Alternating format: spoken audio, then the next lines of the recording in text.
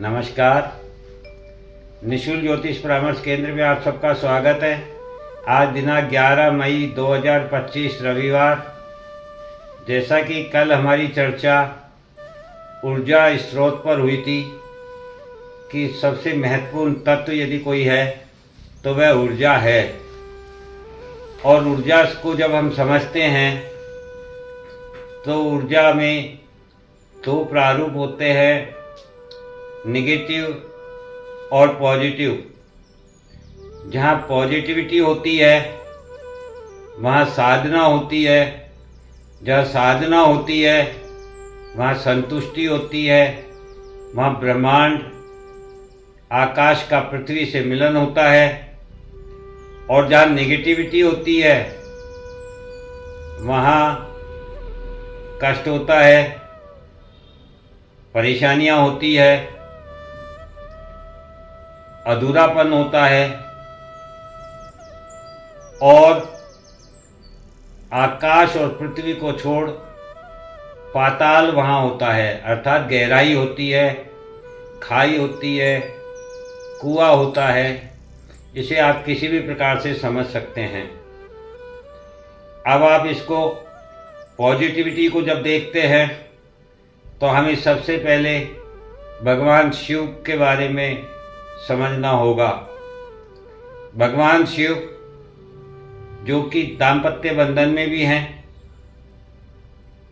उसके बावजूद वे पहाड़ों पर रहते हैं। कैलाश मानसरोवर पर रहने के लिए वही पत्थरों की गुफा है, खाने के लिए वही कंदमूल फल है, पहनने के लिए वही शेर की खाल या जिसे हम कह सकते हैं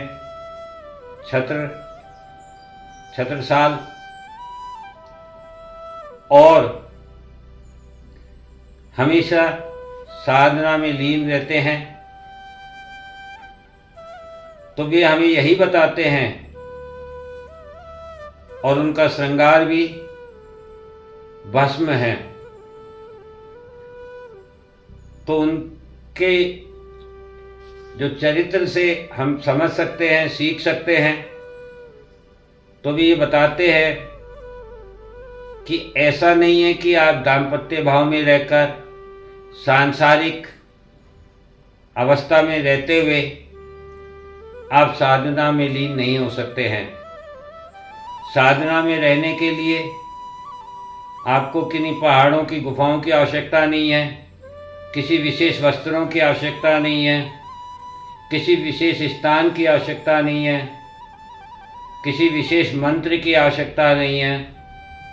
सिर्फ और सिर्फ अपनी इंद्रियों को अपने वश में करना ही सबसे बड़ी साधना है। और जब आप इंद्रियों को अपने वश में करते हैं तभी आप ब्रह्मांड से स्वयं को मिला सकते हैं और ब्रह्मांड का सदुपयोग कर सकते हैं। और जब आप ब्रह्मांड का सदुपयोग करते हैं तो ब्रह्मांड आपको वे सभी शक्तियां प्रदान करता है जिससे आपके जीवन में संतुष्टि हो, आपके आसपास का वातावरण सुखमयी हो, खुशमयी हो और ऊर्जा के स्रोत से परिपूर्ण हो, जहाँ किसी भी प्रकार का द्वेष, ईर्ष्या या शत्रुता ना हो, जहाँ केवल प्रेम और प्यार हो। तो इस प्रकार से जब हम ऊर्जा के महत्व को समझ जाते हैं और अपने जीवन में इस ऊर्जा का सही सदुपयोग कर पाते हैं तो हम सभी कष्टों से मुक्त हो सकते हैं। फिर वह चाहे अर्थ हो,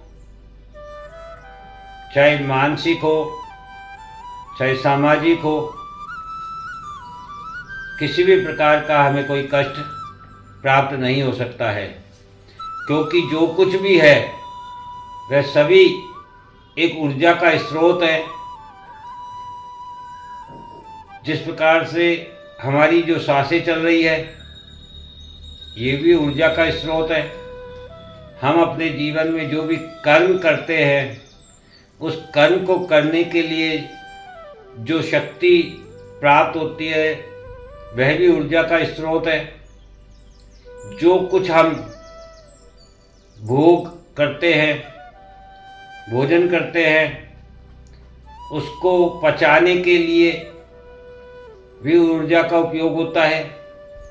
अर्थात उस भोजन में से जो हमारे शरीर के लिए उपयोगी है, उन गुणों को शरीर प्राप्त कर लेता है, और जो शरीर के लिए उपयोगी नहीं है वह वेस्टेज के रूप में पुनः शरीर से बाहर कर देता है। और ये कार्य भी अग्नाशय अर्थात ऊर्जा के द्वारा संभव है। तो इस ऊर्जा के महत्व को समझ सकते हैं कि ऊर्जा के द्वारा हम बुराइयों का नाश कर अच्छाइयों की ओर जा सकते हैं, अधर्म को जलाकर हम धर्म की ओर जा सकते हैं। जिस प्रकार से एक त्यौहार हम होलिका दहन मनाते हैं, वह भी हमें यही बताता है कि होलिका का अधर्म जो है वह जलकर अग्नि में भस्म हो जाता है, और प्रहलाद का धर्म अग्नि से पवित्र होकर पुनः स्थापित होता है। अर्थात अग्नि का सही सदुपयोग करके ही आप अपने जीवन का सदुपयोग कर सकते हैं, और अग्नि का दुरुपयोग करके, ऊर्जा का दुरुपयोग करके आप अपने जीवन को भटका सकते हैं, गलत राह पर ले जा सकते हैं, जिस पर आपको मात्र केवल कष्ट, तकलीफ और दुख प्राप्त होंगे। तो इस ऊर्जा के स्रोत को जितना गहराई से हम समझ सकें, जितना ज़्यादा से ज़्यादा इसको समझ सकें और उसका सही सदुपयोग करने में हम सक्षम हो सकें, तभी ये ऊर्जा हमारे लिए उपयोगी हो सकती है। इसे नियंत्रित रखना अति आवश्यक है। नियंत्रित ऊर्जा ही अपना सर्वस्व दे सकती है। अनियंत्रित ऊर्जा सब कुछ जलाकर राख भी कर सकती है। इसी प्रकार से ऊर्जा के द्वारा हम कम्युनिकेट कर सकते हैं। उस कम्युनिकेशन में भी पॉजिटिविटी और नेगेटिविटी दोनों हो सकती है। यदि आप अपने कम्युनिकेशन में अपनी ताकत का, अपने बल का इस्तेमाल करते हैं, भाषा में कठोरता का इस्तेमाल करते हैं, तो वहाँ नेगेटिविटी पैदा हो सकती है और द्वेष और शत्रुता उत्पन्न हो सकती है। और यदि आप कम्युनिकेशन में अपनी ऊर्जा का सही सदुपयोग करते हुए अपने स्वभाव को नर्म, सरल बना करके रखते हैं और उसमें मधुरता रखते हैं, तो आप अपने शत्रुओं को भी अपना मित्र बना सकते हैं और उन्हें भी सही राह पर ले जा सकते हैं। ठीक इसी प्रकार से भूमि के कणों में जिस प्रकार से अणु और परमाणु तक पाए जाते हैं और जो ऊर्जा का स्रोत है, तो उसी प्रकार से आप अपनी कठोरता में जो ऊर्जा है उसका भी आप सही सदुपयोग करके अपने स्वास्थ्य के लिए उपयोगी और लाभदायी बना सकते हैं। और उसी ऊर्जा का दुरुपयोग करके आप आत्मघाती भी कर सकते हैं और कुटाराघात भी कर सकते हैं। तो इस प्रकार से ऊर्जा का जितना भी हम विश्लेषण करें कम है।